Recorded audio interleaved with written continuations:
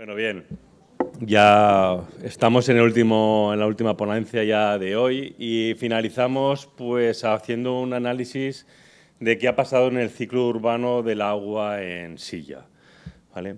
Nosotros aquí, bueno, vamos a dividir como dos partes. Una primera parte es qué ha pasado antes de la nueva constitución, del nuevo equipo gobierno y cuáles son los pasos que damos a raíz, ¿vale?, de una vez formalizado lo que denominamos los gobiernos teóricamente del cambio, ¿no? Nosotros empezábamos en el anterior mandato. En el anterior mandato Esquerra Unida estaba en la oposición, gobernaba el PP en minoría y, bueno, le faltaba un concejal, pero siempre, bueno, sabéis, o si no lo sabéis, aquí hay un concejal de la extrema derecha, España 2000, que facilitaba de alguna manera pues que tanto el Partido Popular en minoría pues pudiese seguir operando. En esa situación nosotros nos planteamos de qué pasaba con el servicio del agua potable y nos hacíamos 4 preguntas. Una es, ¿en el recibo del agua nuestras tarifas son justas, no son justas? ¿Sabe el ayuntamiento lo que están pagando realmente nuestros vecinos y nuestras vecinas? Luego decíamos, ¿cuáles son esas condiciones contractuales que se deberían de estar cumpliendo? Y luego, al final, ¿qué opinión se tiene en el municipio sobre el servicio de abastecimiento y saneamiento? Pues bien, primeramente hacíamos ese análisis de ese recibo del agua. Todo esto fuimos haciendo charlas por las diferentes asociaciones de vecinos y empezábamos a analizar cada una de las partes del recibo. Porque aunque muchas veces nos parezca como que es sencillo, que toda la gente conoce lo que paga cada vez que le llega de manera trimestral en el recibo del agua, pues observábamos que eso no era así. Y a la gente le explicábamos pues, que inicialmente había una diferencia sustancial también en este concepto que tenemos aquí, y es que si nuestro recibo del agua es una factura trimestral o bimensual.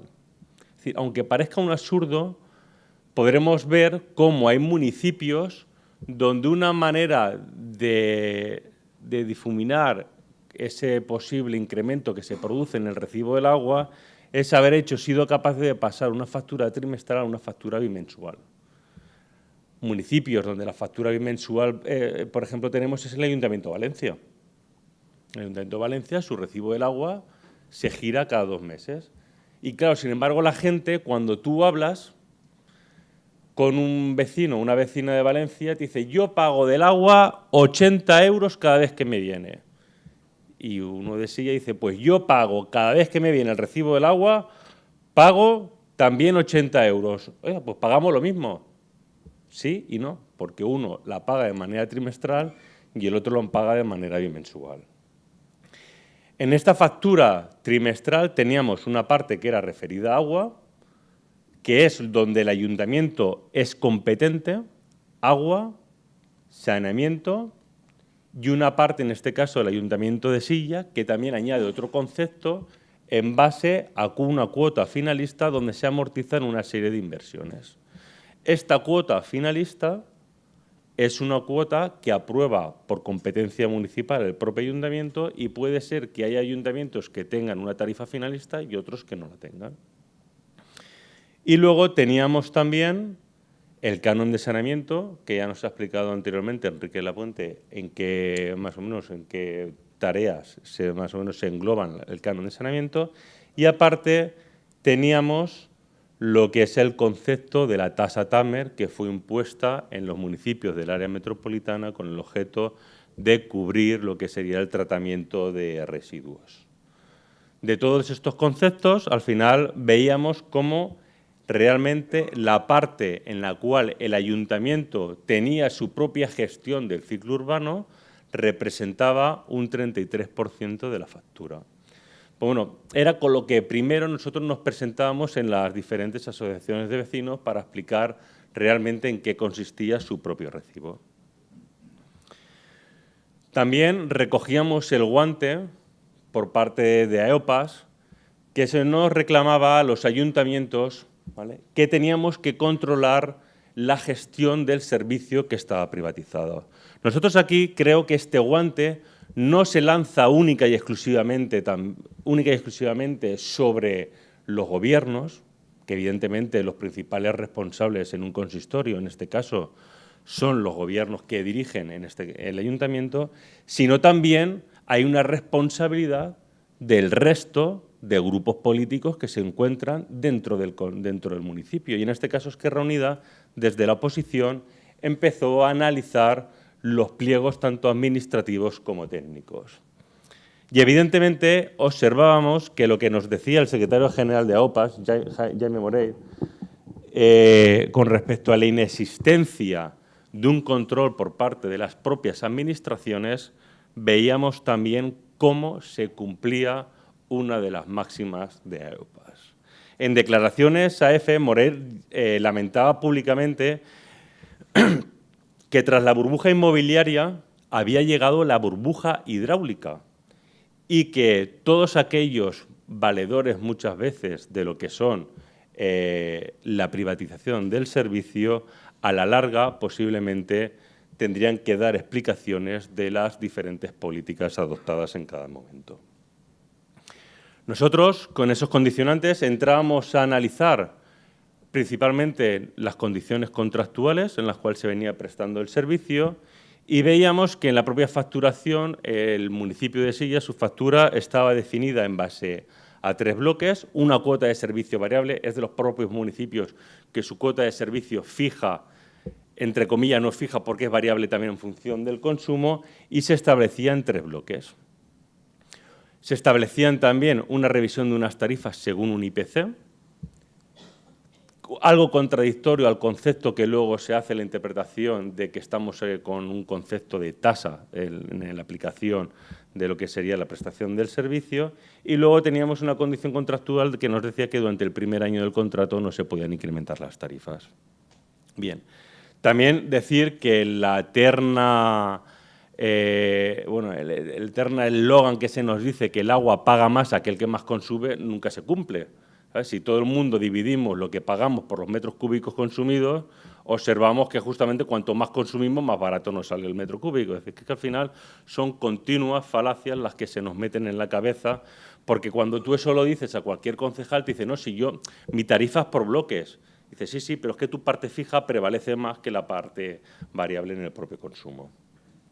Con estos condicionantes pasábamos a analizar qué pasaba en la situación del contrato y nos encontramos con una casuística, un contrato que fue adjudicado en octubre de 2005 para un plazo de 25 años y que en 2008 fue anulada la propia adjudicación.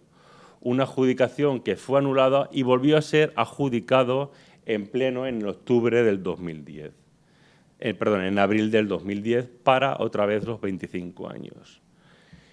En abril de 2010 se volvía a adjudicar, volvíamos a poner el tiempo a cero para el plazo de la concesión de los 25 años y en esta manera de trabajar por parte del operador privado se planteó en enero de 2011 una modificación, un incremento de las tarifas.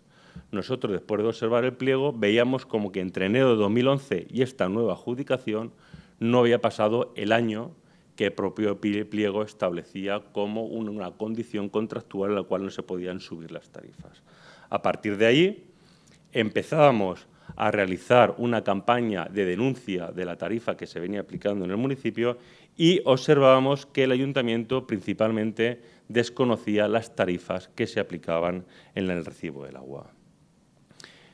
Por tanto, esto era el 28 de mayo de 2003, salíamos públicamente a que Esquerra Unida desvelaba que los vecinos de Silla estaban pagando en torno a 50 o 175 euros más con una subida de agua que se había producido de manera ilegal, porque además cambiaban la estructura de bloques. Pasábamos de una estructura de bloque de 3 a 4, se planteaba el argumento que el primer bloque no incrementaba, se mantenía el precio, pero lo que habían hecho era que si el primer bloque eran 29 metros cúbicos, con la modificación pasaba a ser 11, de manera que automáticamente esos 18 metros cúbicos que antes se tarifaban al primer bloque, ahora ya se tarifaban a un bloque superior. Por lo tanto, no era muchas veces más la cuestión de cuál era la tarifa, sino la definición de los propios bloques que se estaba aplicando. El ayuntamiento, después del estudio y la denuncia que nosotros hacíamos públicamente, nos avalaba y nos reconocía que había habido realmente una aplicación de unas tarifas que se habían producido fuera de lo que establecía el pliego, pero también es cierto que nos lo reconocía en parte. Nos reconocía una parte de lo que nosotros reclamábamos y había otra parte que no se reclamaba. Evidentemente, después de lo que por parte de Esquerra Unida se estuvo denunciando públicamente, vemos cómo antes teníamos una estructura de bloques de 0 a 11 y ahora pasábamos de 0 a 29. Se recuperaba la estructura de bloques original, dando la razón a Esquerra Unida. Y esto suponía realmente una campaña de movilización y sensibilización en el propio municipio. Nosotros, aún así, puesto que entendíamos que había una parte fundamental que no se estaba teniendo en cuenta en la reclamación que nosotros habíamos venido denunciando, iniciamos un contencioso administrativo contra el propio ayuntamiento. Y aquí una de las situaciones, uno de los problemas más complejos con el que se encuentra un grupo político a la hora de presentar un contencioso administrativo es que cuando vas a buscar un equipo jurídico potente, claro, la mayoría de ellos tienen algún tipo de relaciones contractuales con los operadores privados. Entonces, claro, al final tienes el problema de que es difícil encontrar equipos jurídicos con cierta capacidad a la hora de poder establecer algún tipo de expediente con cierta calidad, ¿no? Nosotros, es cierto, fuimos con un contencioso, luego visto en el tiempo, bastante flojo en la preparación. Perdimos la parte que nosotros seguíamos reclamando, pero bueno, políticamente era lo que nos tocaba hacer, nos tocaba salir a la calle a reclamar aquello que entendíamos, porque principalmente había un objetivo político, y es que la gente hablase de la gestión del agua en el municipio de Silla.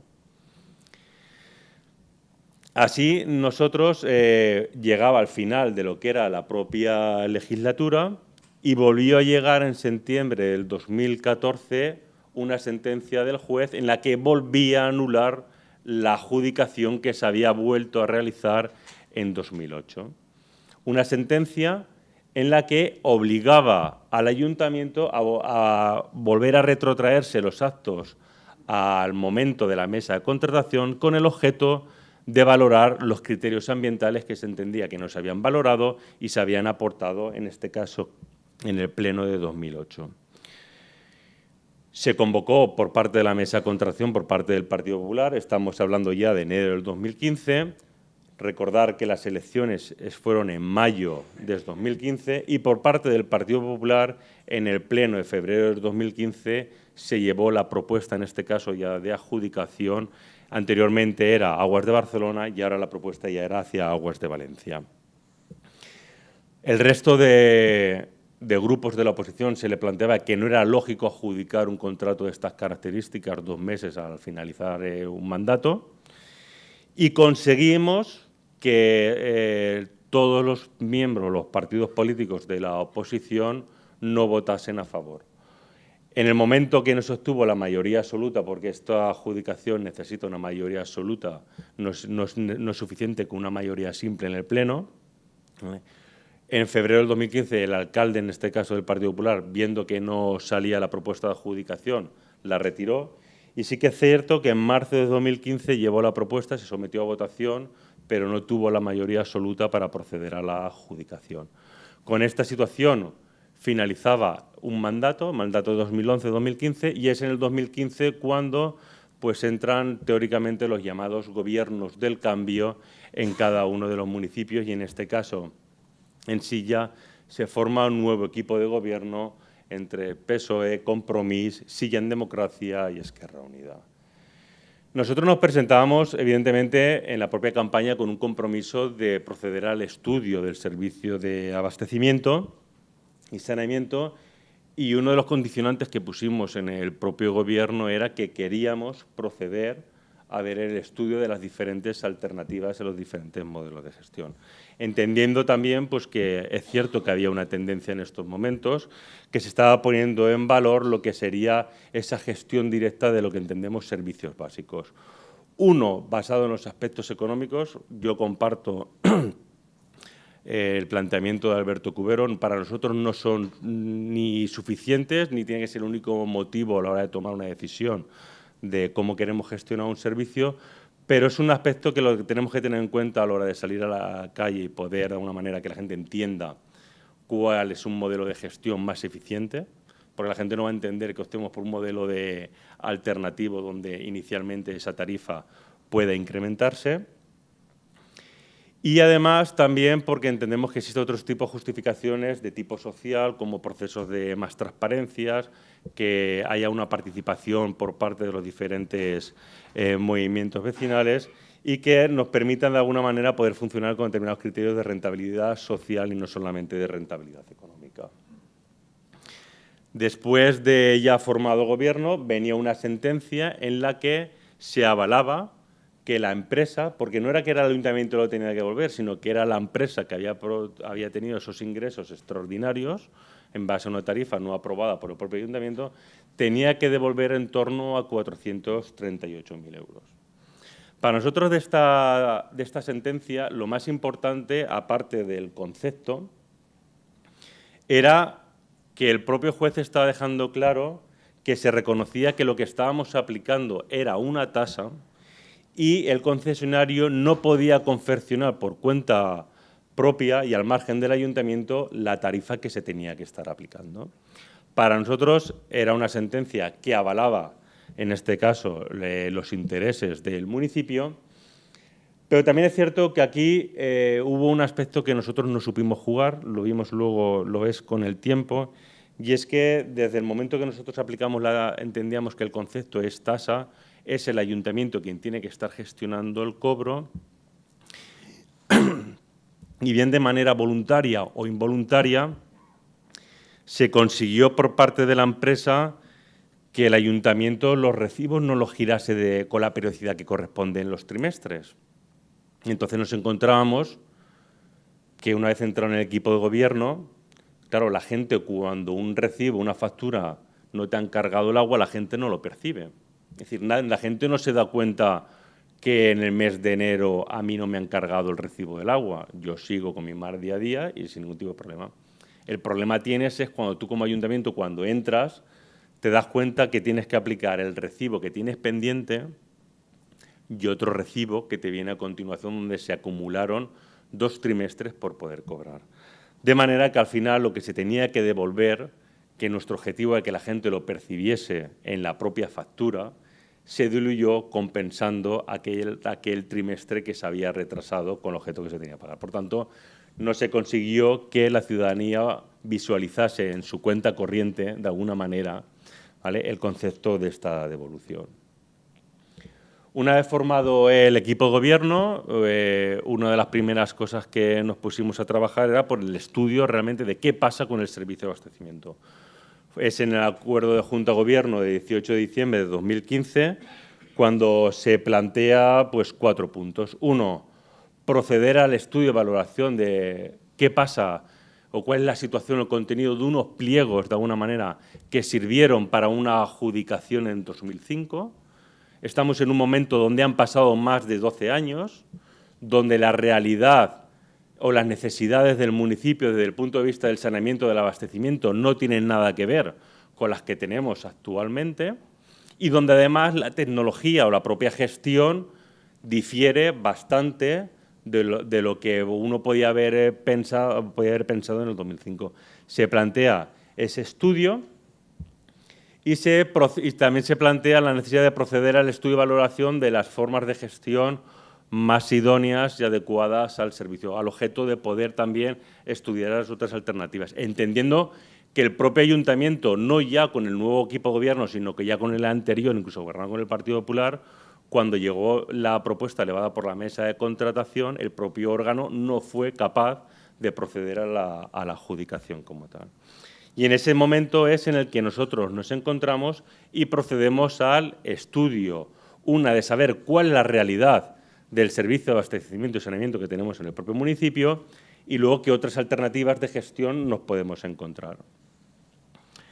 Para ello, evidentemente, todo esto lo que al ayuntamiento le puede permitir es que, como se comentaba antes, tenemos como 3 posibilidades a la hora de proceder a una remunicipalización. Una por finalización del plazo de la concesión, otra por la propia recuperación del servicio una vez extendido el contrato con la concesionaria, o dos, en este caso, es un poco más singular el que tiene el Ayuntamiento de Silla, y es que se ha procedido a la anulación de una adjudicación, tenemos una propuesta de la mesa de contratación, pero legalmente tenemos la posibilidad de, si en función de los intereses generales somos capaces de demostrar que existen otras alternativas de gestión más eficientes, optar por la renuncia en el propio expediente de contratación. Para ello nosotros nos basamos de a priori, sin tener unos resultados claros todavía, en que toda gestión pública ha de tener siempre exclusivamente un único objetivo, y es evidentemente satisfacer ese interés general de la manera más eficiente y sostenible posible. Para ello nosotros no podemos dejar de olvidar el reconocimiento que se hace en 2010 del derecho humano al agua potable y al saneamiento. Tampoco queremos nunca olvidar el articulado de la Constitución, que para nosotros, aunque es una Constitución que se tiene que modificar, existen artículos que tenemos que defender, en el sentido de que la Administración pública sirve con objetividad, que es uno de los aspectos que siempre tenemos que estar vigilantes, organizaciones políticas como las nuestras, con objetividad los intereses generales y actuar de acuerdo con los principios de eficacia y jerarquía.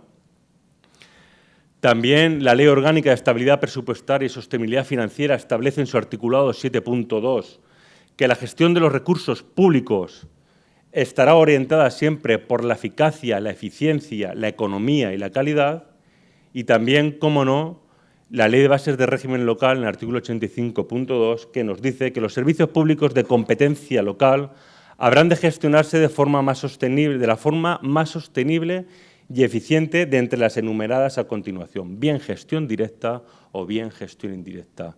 Pero también añade que siempre tendrás que priorizar en todo momento por una gestión de tipo directa, y en caso de que tú optes por un modelo de gestión indirecta, eres el que tiene que demostrar realmente que ese modelo de gestión es más eficiente y más sostenible y beneficia de alguna manera a los intereses generales de tu municipio. Nosotros, con este articulado, es con el cual empezamos a trabajar en pro de estudiar realmente el expediente que tenemos del contrato de abastecimiento y saneamiento, con una propuesta de adjudicación, pero que también entendemos que estamos en una situación posible y una posibilidad legal de poder optar a esa renuncia.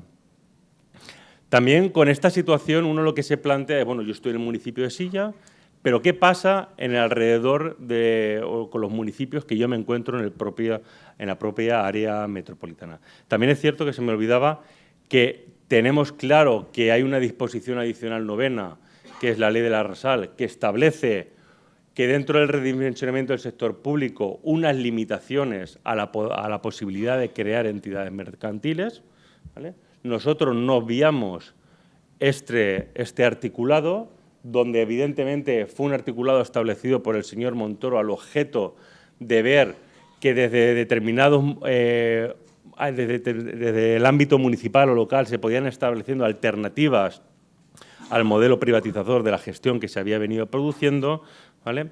Pero también es cierto que tras consulta realizada por parte de este ayuntamiento al Ministerio de Hacienda y Función Pública, nos decían que estas prohibiciones contenidas en el apartado anterior, ¿vale?, debían de matizarse y modularse en atención también al articulado 85.2, es decir, usted tiene también evidentemente unas limitaciones de creación de entidades mercantiles, pero usted también tiene la obligación, ¿vale?, de prestar un servicio de la manera más eficiente y sostenible posible. Y no olvidemos que el servicio de abastecimiento y saneamiento es un servicio de prestación obligatoria por parte de un ayuntamiento y que condiciona, o sea, no es un servicio que de manera voluntaria o como competencia impropia el ayuntamiento desea prestar, que es donde nosotros entendemos que tiene una aplicación más estricta la disposición adicional número 9ª, sino que es un servicio de prestación que todo ayuntamiento tiene la obligación de hacer llegar a cada uno de sus vecinos y sus vecinas. Y con este condicionante legislativo es con el cual nosotros estamos trabajando en todo momento. Pero también tenemos unos condicionantes de tipo económicos, donde ahora el ayuntamiento ha sido capaz de ganarle, en este caso a Aguas de Barcelona, un recurso porque se nos reclamaba un canon concesional con lucro cesante en torno a 9 millones de euros, y se nos ha dado la razón de que el ayuntamiento tendrá que abonar un canon concesional de 5 millones de euros. Es cierto que estos 5 millones de euros supone una mochila importante a la hora de crear o optar por cualquier tipo de modelo de gestión directa. Pero que también nosotros planteamos que es muy cuestionable interpretaciones que se pueden estar haciendo por partes de determinados habilitados o técnicos municipales, donde quieren utilizar o se plantea, o también partes políticas que plantean que el ayuntamiento podrá utilizar el canon concesional que me pueda dar la nueva adjudicataria para pagar lo que yo le debo al anterior. Nosotros eso inicialmente a priori lo cuestionamos porque ese canon concesional tiene un carácter finalista al objeto de mejorar o de invertir en una serie de infraestructuras en el periodo de los 25 años. Aparte, el ayuntamiento, en este debate de tasa y tarifa, consiguió ganar una brecha importante en la aplicación de que el ayuntamiento en todo momento lo que está aplicando es una tasa. Yo aquí abro un pequeño paréntesis y creo que el resto de organizaciones políticas nos tenemos que plantear que tenemos la posibilidad de lo que en un día yo estuve en un training de gestión de agua y un tesorero me decía, si en todos los municipios la gente se dedicase a recurrir el recibo del agua, en un 80% de los casos la gente lo terminaría ganando y se devolvería. Eso, que parece un absurdo, demuestra de qué manera se viene operando por parte de todos los ayuntamientos. Se aprueban tarifas sin que haya sido muchas veces aprobado por el propio ayuntamiento, porque se han dirigido a la Comisión de Precios, y lo que es realmente más interpretativo desde el punto de vista de la potestad que tiene un ayuntamiento es el concepto de tasa, y que así lo dijo una sentencia del Tribunal Supremo del 2015, donde decía claramente un servicio de prestación obligatoria y coactivo como tal, como es el abastecimiento y saneamiento, es una tasa. Y dejen ustedes de estar mareando si es tasa o es tarifa. Por tanto, y a partir de ahí es el ayuntamiento en el concepto de tasa quien tiene que aprobar sus ordenanzas fiscales y es el que tiene que gestionar el cobro y todas las gestiones complementarias que se tienen que estar correspondiendo, ¿no? Mirar si esto ha ido produciendo vaivenes en los últimos 20 años que, como consecuencia de la presión de los diferentes operadores privados, hemos tenido continuamente también modificaciones legislativas al objeto de intentar desvirtuar el concepto de que se aplica tasa por una tarifa, ¿vale?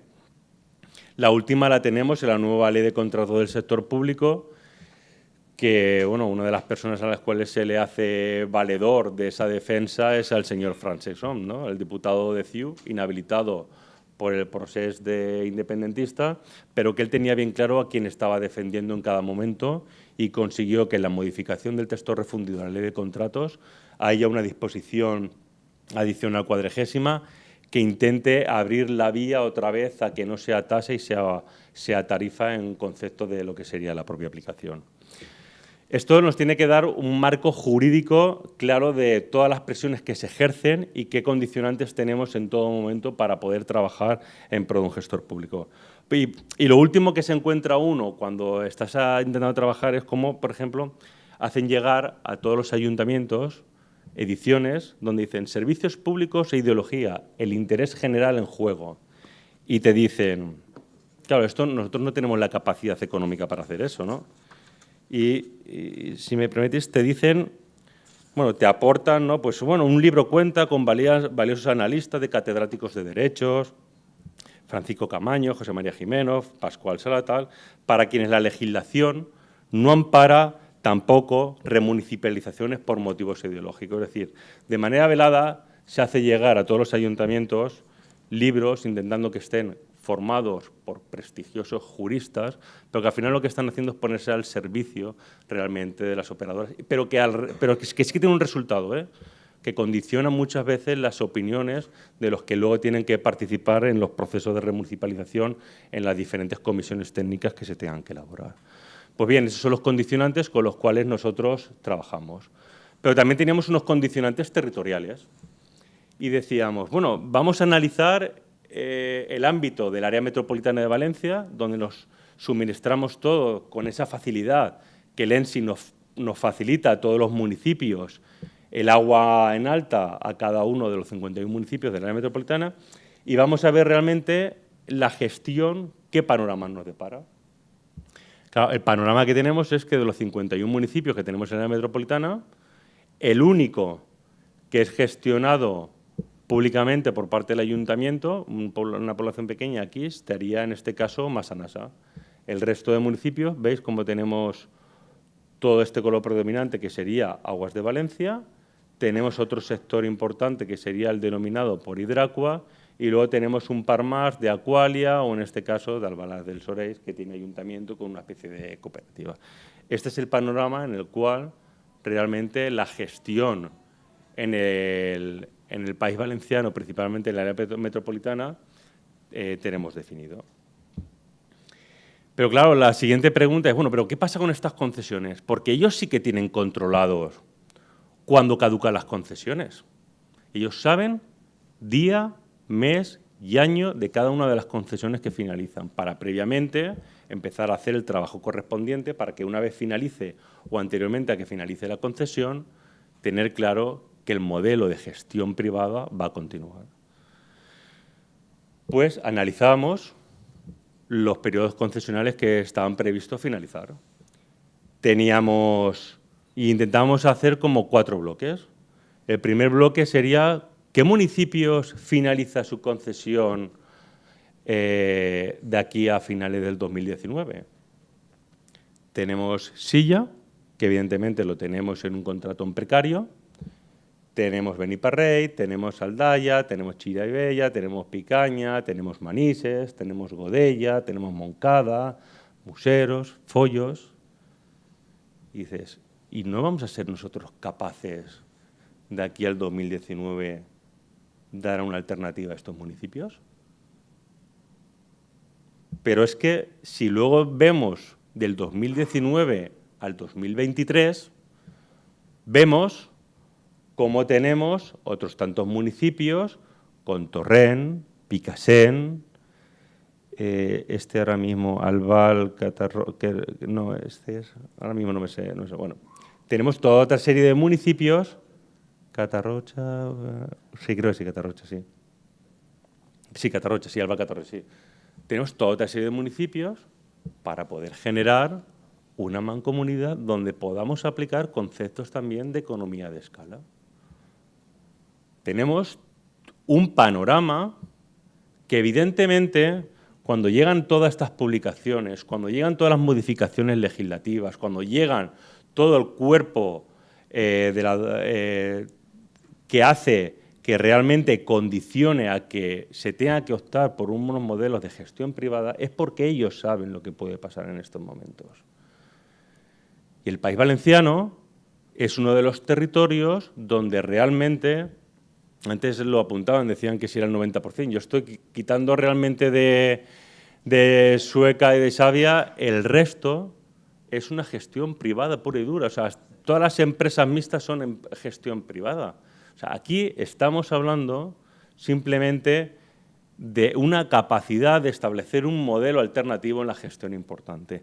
Por eso, cuando los gobiernos del cambio entraron, sí que intentaron que determinadas consellerías, que determinadas concejalías, en puntos que se podían establecer de referencia, ¿vale?, no tuviesen esa capacidad o estuviesen dirigidos por personas donde la remunicipalización no era una prioridad.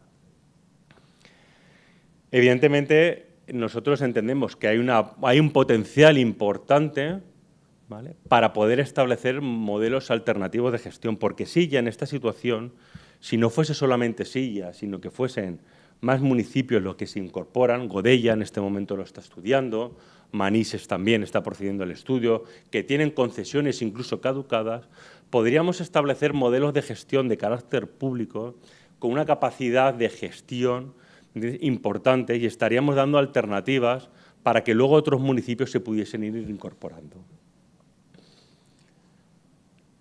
También luego nos preguntamos, con el tema de las tarifas del abastecimiento, ¿qué tarifa tiene Silla? Y hacíamos ahora una comparativa de los 51 municipios que se encuentran dentro del área metropolitana.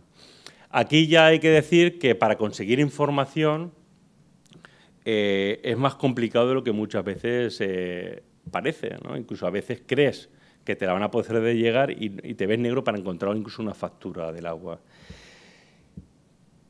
Pero los operadores privados lo tienen claro. Somos nosotros lo que todavía yo creo que no nos hemos enterado, ¿vale?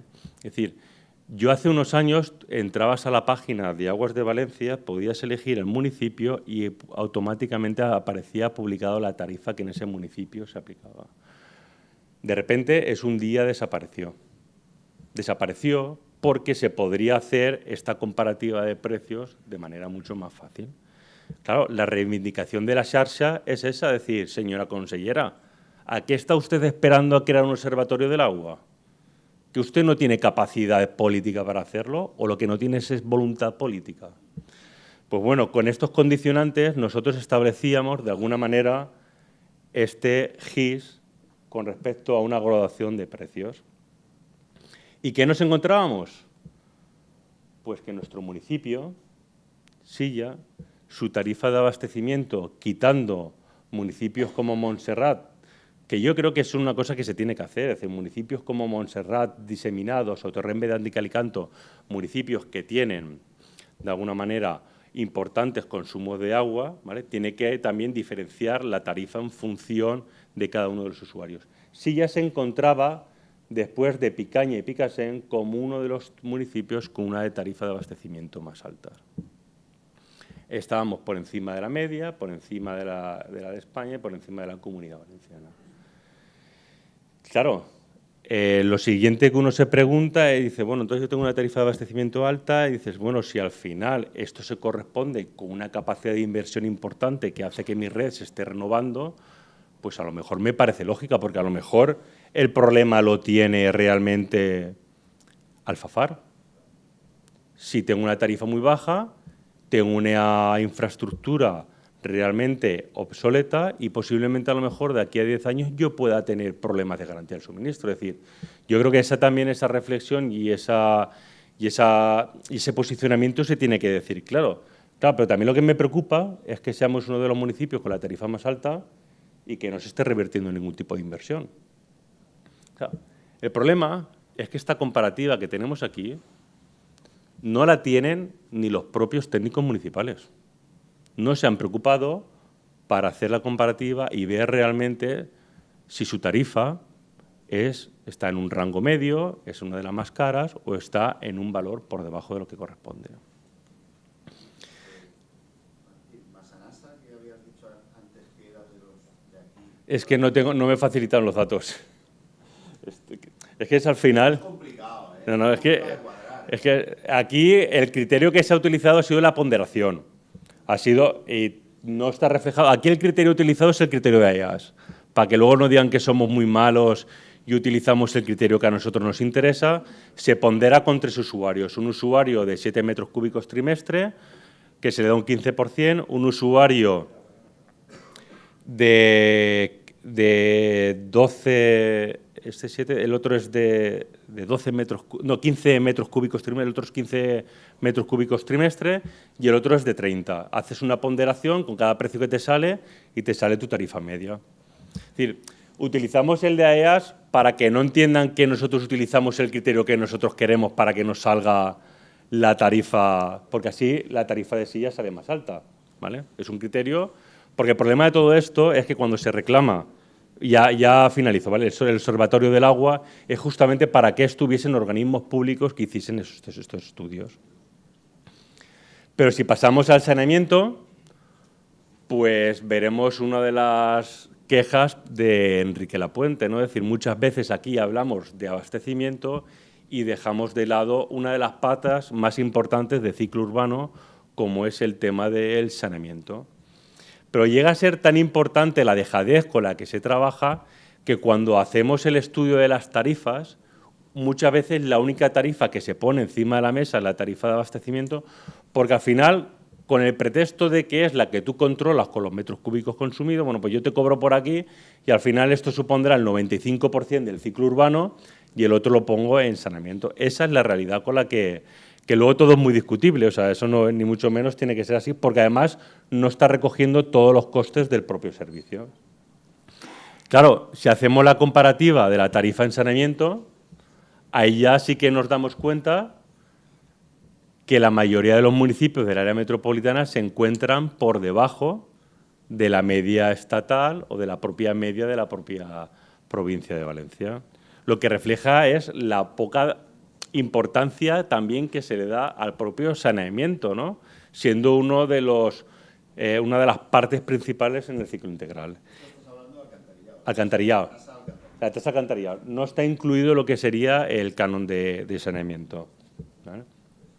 Pues esta es la situación con la cual nosotros nos encontramos.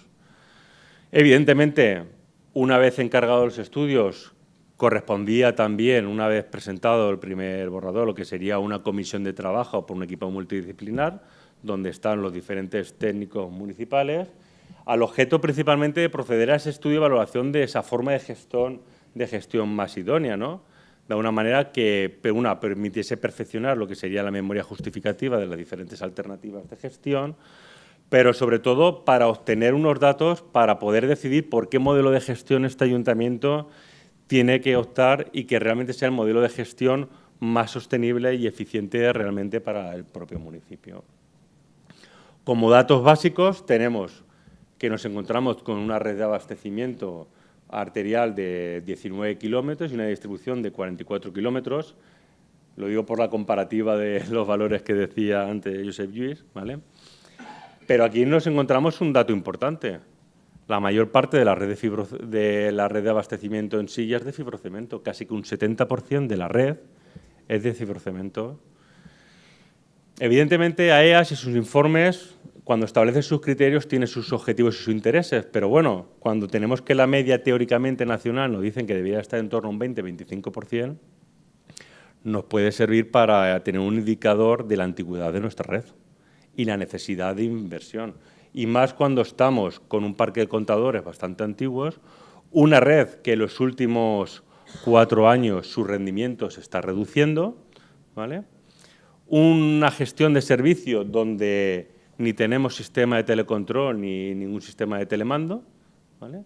Y una red que no está ni mucho menos sectorizada ni telecontrolada, ¿vale? Y donde además hay una falta de información importante, ¿vale?, por parte del trasvase de información al concesionario. Entonces, esta es la imagen con el añadido de que estudiando el servicio nos damos cuenta que tenemos polígonos industriales donde el abastecimiento está todavía por llegar, la mayoría de ellos se están suministrando de pozo, pero sin embargo sí que utilizan toda la red de saneamiento. Y como luego nuestra tarifa en saneamiento es casi que ridícula, tú estás haciendo un uso de unas infraestructuras que al final tú no estás pagando. O sea, esta es la imagen de la red de abastecimiento y saneamiento en el ciclo urbano del municipio de Silla. En toda esta panorama tuvimos, evidentemente, están las presiones judiciales y tuvimos una reclamación por parte de Aguas de Valencia en la que se nos decía que no estábamos cumpliendo con la sentencia, se había producido un incumplimiento de la misma en la no ejecución, entendiendo que se tenía que haber procedido a la adjudicación, y nosotros, tras fuertes presiones y debates internos en el propio Gobierno, le decíamos y defendíamos, y así luego pasó, que la sentencia se entendía ejecutada en el momento que se había convocado la mesa de contratación, y sí que es cierto que habían pasado 2 años y medio desde la propuesta que se había elevado, pero en estos momentos el Ayuntamiento estaba estudiando qué modelo de gestión era el más eficiente, que mejor o más interesaba a los intereses generales.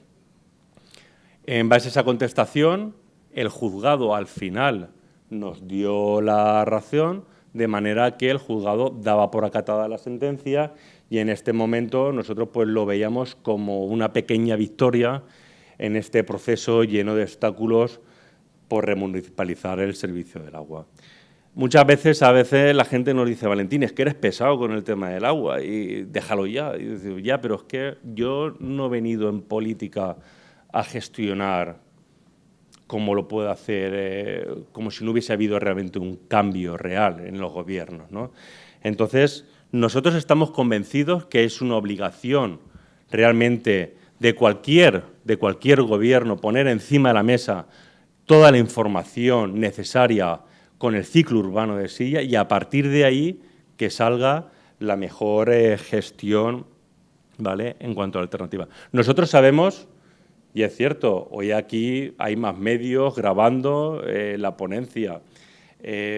Nosotros hemos hablado con ponentes muchas veces y nos dicen es que a veces lo que tú dices en una ponencia se utiliza, incluso sirve para una denuncia. Sabemos que ahí también están los operadores privados. Nosotros, encantados, no tenemos ningún problema en sacar públicamente toda la información que hay. Nosotros lo que sí que decimos públicamente es que tenemos una obligación de estudiar y poner encima de la mesa la alternativa que beneficie realmente a los intereses de nuestro municipio. Muchas gracias.